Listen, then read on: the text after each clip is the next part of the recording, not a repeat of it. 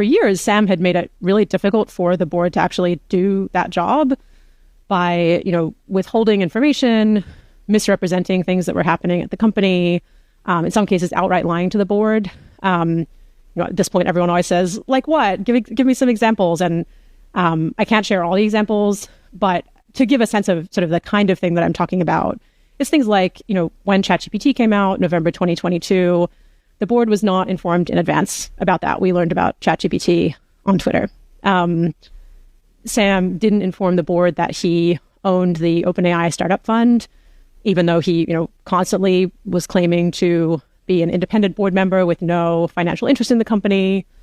On multiple occasions, he gave us inaccurate information about the small number of formal safety processes that the company did have in place, meaning that it was, basically impossible for the board to know how well those safety processes were working or what might need to change. And then, a last example that I can share, because it's been very widely reported, relates to this paper that I wrote, which has been, I think, way overplayed in the press. The problem was that after the paper came out, Sam started lying to other board members in order to try and push me off the board.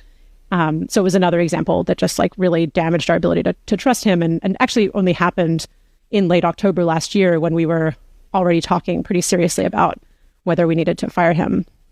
And so, there's more individual examples, and for any individual case, Sam could always come up with some kind of innocuous sounding explanation of why it wasn't a big deal or misinterpreted or whatever. But the end effect was that after years of this kind of thing, all four of us who fired him came to the conclusion that we just couldn't believe things that Sam was telling us. And that's a completely unworkable place to be in as a board, especially a board that is supposed to be providing independent oversight over the company, not just helping the CEO to raise more money.